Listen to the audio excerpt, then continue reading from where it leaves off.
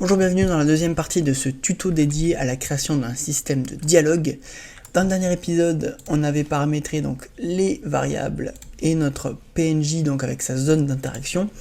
Et on avait également créé donc l'interface d'interaction pour nous dire quand est-ce qu'on peut interagir, ainsi que notre interface de dialogue donc qui va afficher les différentes phrases.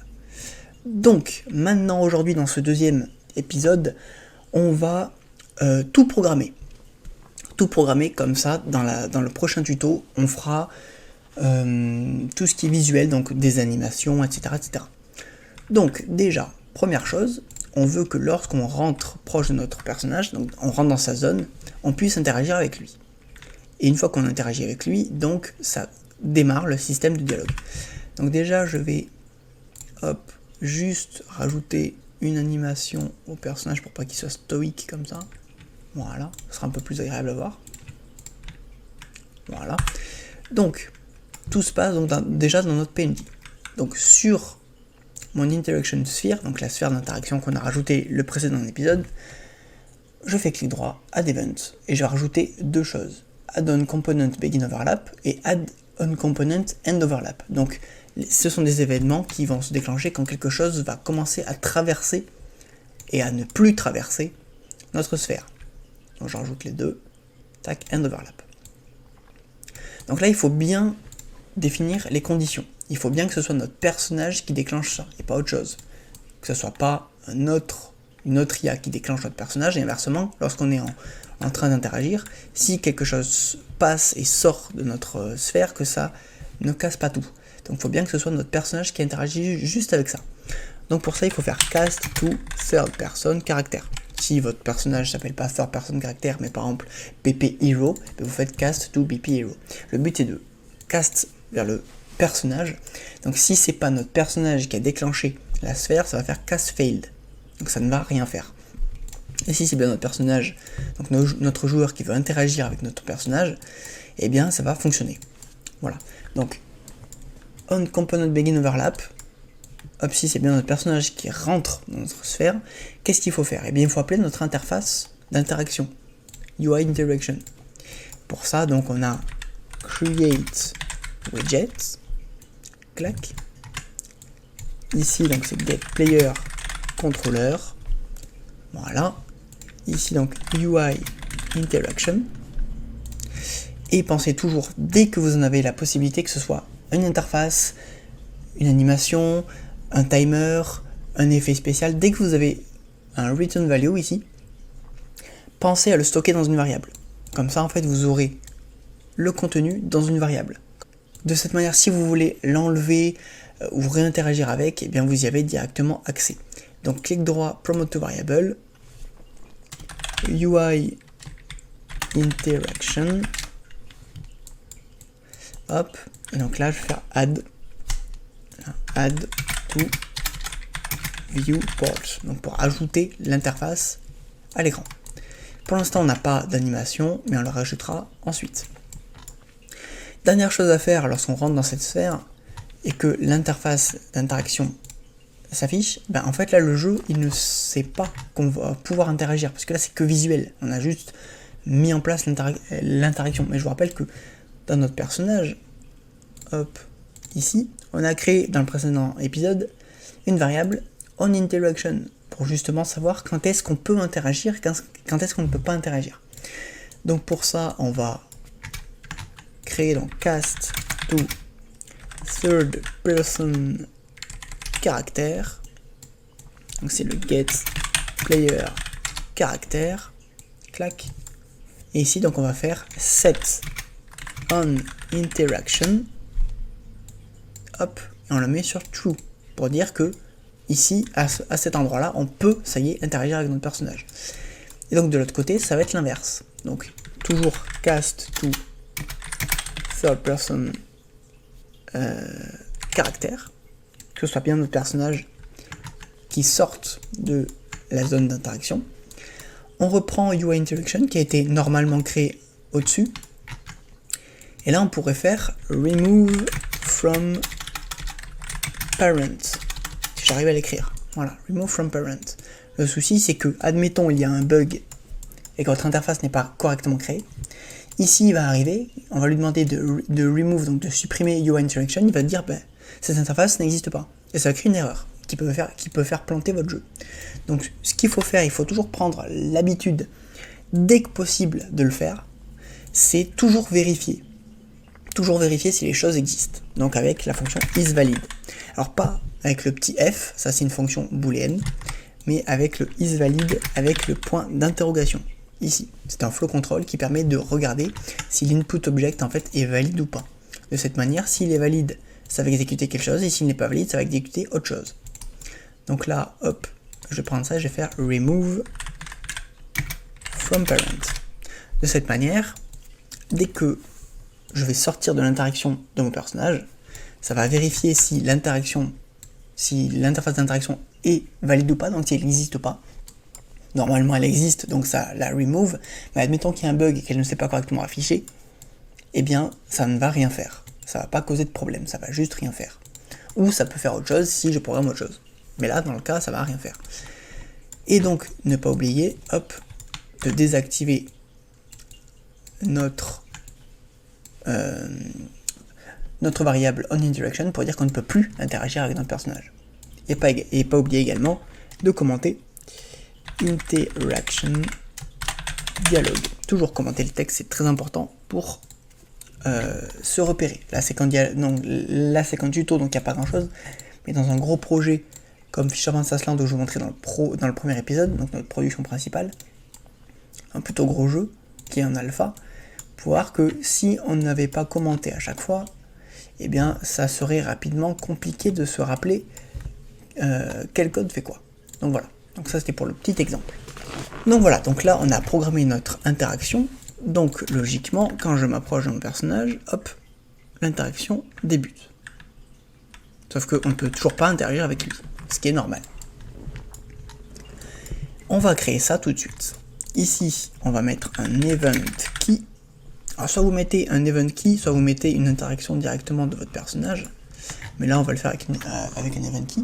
Alors ce que je vous conseille, plutôt que de marquer event key E, parce que des fois ça marche pas, vous voyez que là ça ne l'affiche pas, et de chercher E, hop, bon il est là, mais admettons c'est une lettre plus loin, et bien vous faites event key, alors pas celui-là, event key, vous prenez n'importe lequel, et ici en fait dans la colonne de droite, vous cliquez sur le petit clavier, et vous cliquez sur et vous appuyez sur la touche que vous voulez, donc moi c'est E, et ça vous le reparamètre automatiquement. Voilà. Lorsque j'appuie sur E, qu'est-ce qui se passe? Eh bien, il faut que on puisse interagir, parce que si j'affiche directement mon système de dialogue, et bien même quand je ne serai pas à côté de mon personnage, eh bien je pourrai débuter le système de dialogue. Moi je veux justement que ce soit lorsque je peux interagir. Et donc ça on le sait grâce à cette variable, onInteraction. Donc on va reprendre cette personne, clac. Je vous montrerai dans le prochain épisode une manière d'éviter ces castes tout le temps et de faire quelque chose d'un petit peu plus optimisé. Si vous connaissez la technique, ne vous en faites pas. Je fais exprès d'utiliser ça, comme ça, prochain épisode, je vous montrerai comment l'optimiser pour ceux qui ne le savent pas. Donc, dès qu'on appuie sur E, on regarde get on interaction, on récupère on interaction et on regarde si il est vrai ou faux. S'il est faux, eh bien c'est-à-dire qu'on n'est pas en train d'interagir avec notre personnage, donc tout va bien, on ne fait rien. Si par contre onInteraction est vrai, c'est-à-dire qu'on est à côté de notre personnage et donc qu'on veut interagir avec lui. Donc dans ce cas, on va create widget, on va créer le widget donc qui s'appelle hop main dialogue, hop ici, UI main dialogue. La unique player, donc c'est le get player controller. Là toujours pareil, c'est une interface, je la stocke dans une variable. UI main dialogue. Hop. Et je l'affiche à l'écran. Add to viewport. Viewport. Voilà. Le problème de ça, c'est que en fait, mon personnage va pouvoir continuer à bouger dans le niveau alors que le dialogue est en cours. Et donc en fait, je vais quitter la zone d'interaction et je ne pourrai plus utiliser le dialogue. Donc ça va causer de gros soucis. Donc ce qu'il faut faire, c'est avant cette interface, hop, le get player caractère, on met un disable input. Comme ça désactive les contrôles en fait et mon personnage ne peut plus bouger. Ça évite tout un tas de problèmes. Et donc également le get player controller. Voilà. Donc on désactive les contrôles et là on affiche l'interface. Hop, on teste. J'appuie sur E. Et ici on voit que ça fonctionne pas. Alors pourquoi ça fonctionne pas? C'est sans doute l'event key qui ne veut pas fonctionner parce que quelque chose d'autre le bloque. Donc si vous avez ça c'est fort probable donc ça arrive. Hein. Si vous avez ça, vous pouvez utiliser un event tick. L'event tick, il faut faire attention comment on l'utilise, hein, parce que je vous rappelle que ça exécute le code à chaque image par seconde. Donc si vous mettez trop de choses trop lourdes sur l'event tick, ça peut rapidement vraiment baisser les performances de votre jeu. Ce que vous faites, c'est que vous mettez 2 booléens. Hop, hop. Voilà, et après vous exécutez. Alors, vous allez vous dire qu'est-ce qu'il est en train de faire. Vous allez voir. Premier booléen, il va vérifier si je peux interagir. Donc là, hop, copier, coller. Donc là, mon code implique de cast vers le third person caractère à chaque image par seconde. Donc vous savez bien que là, niveau optimisation, c'est pas top. Mais je vous montrerai le prochain épisode comment éviter ça en fait. Donc là, on va faire get on interaction. Voilà. Et donc on va le brancher ici. Donc déjà, est-ce qu'on peut interagir? Et deuxième chose, donc sur le get player controller, on va appeler la fonction was input key just pressed. Vous voyez qu'il y a également was input key just released. En fait, ça permet de dire quand une touche est pressée ou l'autre released, c'est quand une touche est relâchée. Donc là, vous branchez le booléen et sur le petit clavier, donc soit vous choisissez la touche à la main, soit vous cliquez sur le petit clavier et vous appuyez sur la touche que vous voulez. Donc moi, c'est E. Voilà. Donc là, à chaque image par seconde, ça va regarder si on interaction est vrai ou faux. Dès qu'il est vrai, hop, ça va attendre que j'appuie sur E. Dès que j'appuie sur E, ça va tout déclencher. Le problème, c'est que vu que c'est un event tick et que ça exécutera ce code plusieurs fois par seconde, le temps que j'appuie sur E, ça peut exécuter plusieurs fois le code. Ce qui va dire que, en fait, ça risque de créer plusieurs interfaces main dialogue. D'ailleurs, je viens de me rendre compte que du coup, on n'a plus besoin de ça, puisque on l'a ici. Tac. Tac, d'ailleurs, je dis ça, mais je vais d'ailleurs inverser les deux. Comme ça évitera justement de cast vers le third person caractère à chaque image par seconde. Ça castera que quand j'appuierai sur E à la limite. Mais bon, de toute façon, ça dans le prochain épisode, ça va changer. Voilà, donc là, globalement, chaque image par seconde, dès que j'appuie sur E et que je peux interagir avec mon personnage, hop, ça va désactiver les contrôles et créer l'interface. Mais du coup, ce que je voulais faire, c'est mettre un do once. Pourquoi un do once? Ça permet en fait de l'exécuter qu'une seule fois. Voilà, ça laisse passer une seule fois le code et après ça ne bouge plus tant que c'est pas réinitialisé. Voilà, ça évite de créer plusieurs fois une interface par erreur. Donc là, on teste si ça fonctionne. J'appuie sur E, clac, je ne peux plus bouger et ça crée bien notre interface de dialogue. Voilà. Donc ça fonctionne. Il nous reste une seule chose, c'est paramétrer les phrases. Alors pour ça, on va aller sur notre main dialogue. Hop, et ici dans text block, donc dans le texte de l'interface, ici vous voyez je peux changer le texte, je vais aller sur bind, create binding. Et donc ici en fait ça va me créer une fonction get dialogue text, je l'appelle comme je veux, voilà, pour me repérer. Et en fait ici ça va être le texte que va contenir mon dialogue. Et donc en fait, mon but, ça va être d'aller chercher le texte à un endroit. Nous, le texte, il est stocké dans notre third person caractère, ici, dans le dialogue texte. Donc en fait, ce qui va se passer, c'est que je vais créer une autre variable que je vais appeler actual text dialogue. Et je vais le mettre donc en texte, mais pas array, en texte normal. Et c'est cette variable qui va être affichée ici. Donc là, je vais cast to third person character, hop, get player character. Et donc je vais faire get, alors pensez à bien tout compiler, sinon ça va fonctionner. Get actual text dialogue, hop, je relis ici, voilà. Donc ça c'est fait, là mon interface est paramétrée, mais il nous manque une dernière chose. C'est qu'actuellement, actual text dialogue, il n'y a rien dedans. Et bien en fait, ici dans le main dialogue, on va continuer à programmer donc les phrases. Parce que là on a créé l'interface, mais il n'y a rien. Donc on va cast to third person character et player character.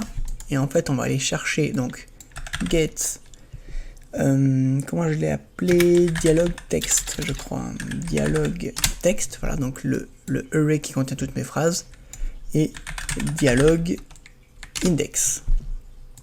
Et donc on va gérer le dialogue ici. Donc dans mon array ici il y a toutes mes phrases, et ici donc il y a l'index qui permet de savoir quelle phrase afficher. Donc je vais également appeler, mais en set cette fois, actual text dialogue, et en fait je vais mettre dans text dialogue la phrase que je veux afficher. De cette manière mon interface le récupérera ici et affichera la phrase. Alors ici il va falloir faire bien attention parce que la procédure est un petit peu compliquée à comprendre au début, mais une fois que vous aurez compris la logique, ça ira tout seul. Donc ici on a un array, donc avec 3 enregistrements, 0, 1 et 2. Ici on a l'index, donc qui va nous permettre de savoir quelle phrase afficher. Si l'index est égal à 0, eh bien le système va afficher l'index 0, par exemple. Pour éviter les erreurs, on va vérifier que notre index n'est pas plus grand que le nombre de phrases. Parce qu'admettons, le dialogue a déjà eu lieu, l'index est égal à 3, 4 ou 5, admettons, eh bien il n'y a pas de phrase à lire. Donc pour éviter ce genre de problème, il faut vérifier que l'index soit bien correct. Donc pour ça, il faut que l'index soit plus petit que le nombre de phrases. Donc pour récupérer le nombre de phrases, donc le nombre d'enregistrements, on a une fonction array qui s'appelle length, L-E-N-G-T-H. Length rajoute ici, vous voyez, me renvoie un integer, donc un nombre entier, mais en fait il me renvoie le nombre d'enregistrements qu'il y a dans mon array, donc là il me renvoie 2. Voilà. Donc en fait, il faut que mon dialogue soit plus petit que 2. Sauf que si je fais ça, lorsque mon index sera égal à 2, pour afficher donc la phrase numéro 2, abonnez-vous à la chaîne Norissia Games, eh bien, mon index sera égal à 2, donc il ne sera plus petit que 2. Donc là, ça ressortira false. Donc, ça déclenchera la fin du dialogue, et donc on n'aura pas le temps de voir la dernière phrase. Donc pour éviter ça, eh bien, il faut faire plus 1, ici, plus, hop, ça, plus 1. De cette manière, en fait, ici, ça va regarder si, donc c'est A plus petit que B. Oui. Donc ici, ça va regarder si mon index est plus petit que le nombre de phrases plus 1, ce qui donne donc 2 plus 1, 3. Donc ça regardera en gros si l'index est plus petit que 3. Ce qui veut dire que quand l'index sera égal à 3, ici ça va retourner false, puisqu'il ne sera plus petit que 3, il sera égal à 3. Mais vu que ça sera égal à 3, eh bien l'index 2 sera déjà lu, abonnez-vous à la chaîne Norissia Games, donc le dialogue sera réellement terminé. Voilà, c'est vraiment toute une procédure à comprendre. Mais une fois que vous avez compris ça, vous avez vraiment tout compris. Hop, ici on va le relier à un branch, pour vraiment vérifier que l'index est correct. Et si c'est correct, eh bien on va envoyer dans actual text dialogue la bonne phrase. Donc là, il faut faire également bien attention. Je vais prendre donc le dialogue, sauf que c'est un array, je ne peux pas directement le brancher ici. Puis de toute façon, je ne saurai pas quelle phrase afficher. Donc je vais tirer un node ici, je vais marquer get. C'est get a copy ou get a reference. Get a reference, ça prend la vraie phrase. Get a copy, ça copie la phrase dans la variable. Nous, on veut copie, on veut une copie parce qu'on ne veut pas la modifier, tout simplement. Donc get copy, donc ça copie le contenu de array en fonction du index. Donc là c'est 0, donc ça va copier à l'intérieur ici, ça va copier l'index 0, donc bonjour aventurier. Le souci avec ce système, c'est que ici, là, notre index est égal à -1, et donc la phrase -1 n'existe pas. Donc en fait, ici, ce qu'il faut faire, c'est qu'on prend l'index, hop, et on l'incrémente.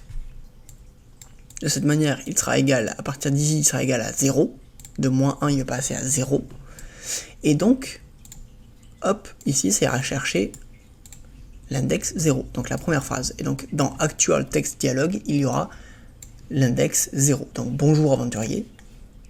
Mon interface va le récupérer ici. Tac. Et va l'afficher. Voilà. Alors, ça c'est pour afficher la première phrase. On teste tout de suite. J'appuie sur E. Tac. Bonjour aventurier. Effectivement, il a bien la première phrase qui apparaît. Donc, maintenant que la première phrase peut être affichée, il faut mettre à jour de manière dynamique les autres phrases. Parce que je vous rappelle qu'on a 3 phrases dans notre dialogue. Donc en fait, ce qu'on va faire, on va rajouter une dernière variable. Vous pouvez la rajouter directement ici dans le blueprint du personnage. Vous pouvez la mettre dans le blueprint ici. Moi, je vais mettre ici, par exemple, hop, dialogue started. Hop, c'est un booléen. Et en fait, ce booléen va devenir vrai lorsque le dialogue aura commencé. Donc ici, en fait, hop, le dialogue a commencé ici. Hop, je cast to third person. J'arrive pas à l'écrire aujourd'hui. Third person character. Get player character. Hop, voilà. Et donc en fait ici, set dialogue started. Hop. Voilà. Bien tout compilé. Et donc on le met sur true. Pour dire que le dialogue a bien commencé. Et donc tout au fond, quand j'appuie sur E et que ça vérifie si on est en interaction, eh bien on va vérifier également si le dialogue a commencé. Get dialogue started. Et donc, si c'est égal à false, donc si le dialogue n'a pas commencé, eh bien ça va le commencer. Ça active dialogue started. De cette manière, prochaine fois que j'appuie sur E, hop, on interaction, dialogue started ne sera pas false, il sera true, parce que le dialogue aura commencé. Et là, on pourra continuer. Voilà. Et donc, pour continuer, eh bien, il faut reprendre notre interface, main dialogue. Non, pardon, je n'ai pas besoin parce qu'elle est déjà créée. Il faut juste reprendre nos 2 variables, tac, nos phrases et notre integer, notre index. Et donc en fait, donc avec actual text dialogue, il nous faut aussi, hop, on va juste mettre à jour en fait sa variable. Donc il y a différentes manières, hein, mais globalement, c'est comme ça que c'est plus utile, que c'est le plus utile. Hop, on va juste faire un get copy en fonction donc de l'index. Ne pas oublier d'incrémenter d'abord. Hein. Hop. Et donc là, ce qu'on va faire avec ces 3 variables, hop, c'est que tout d'abord, on va revérifier comme plus haut si notre index est toujours correct. Donc si il est plus petit que la longueur du tableau plus 1,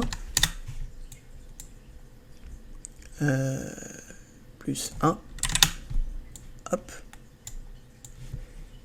Et si c'est bien le cas, c'est-à-dire que le dialogue n'est toujours pas fini, on incrémente l'index. Comme ça, là, il était à 0, il va passer à 1. Et donc, ça va lire la phrase numéro 1. Et donc là, on fait get a copy en fonction de cet integer. Et on l'affiche ici. Voilà. Je vais re-appuyer à nouveau sur E, ça va incrémenter. Et lorsque ça sera égal donc à 3, on aura fini notre dialogue. Et ici donc, je vais mettre reroute. Hop, reroute, voilà. Ici on va prendre donc notre interface main dialogue, clac, et on va faire is valide. Donc, si elle est bien valide, normalement oui. Hop. Remove from parent. Voilà, on teste tout de suite si ça fonctionne. J'appuie sur E, bonjour aventurier, je réappuie, merci de votre soutien, je réappuie, abonnez-vous à la chaîne de Russia Games, donc là le dialogue est terminé, je réappuie, hop. Vous pouvez voir que ça ne s'arrête pas tout de suite. Alors pourquoi ça ne s'arrête pas tout de suite? Je peux, hop, regarder comment se passe le code. Donc là j'avance, j'interagis, hop, donc vous pouvez voir en haut que ça crée l'interface. Je réappuie, hop, ça change à nouveau, hop, et en fait, ça déclenche trop tard. Donc en fait, ça vient du fait que je me suis trompé, c'est pas plus 1, c'est moins 1 ici. C'est moins 1. Donc voilà. Donc là, normalement, ça fonctionne correctement. Abonnez-vous à la chaîne de Russia Games, hop, et ça se supprime correctement. Là, il nous manque une dernière chose, je ne peux pas bouger. Donc, get player caractère, enable input, tac, avec le get player controller, hop, get player controller, voilà, et là, normalement, tout est bon, hop, là, je ne peux pas bouger, c'est terminé, je peux à nouveau bouger.